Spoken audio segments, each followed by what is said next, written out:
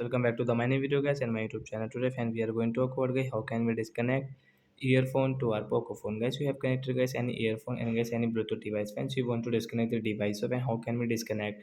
And in this video friend I will show you guys how can we disconnect earphone to our Poco phone. Guys, we will talk about it. So before starting video friend, first of all you can subscribe the channel guys, click the bell icon, like my video.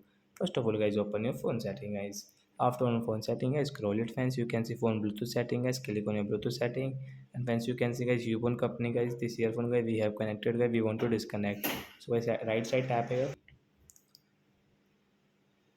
So friends, you can see this type of setting. Friends, you can see guys this unpair option mean disconnect guys, tap here to disconnect, then it will disconnect to your phone. So you cannot use this earphone now, you will have to connect again. So that's it guys, thanks for watching the video guys.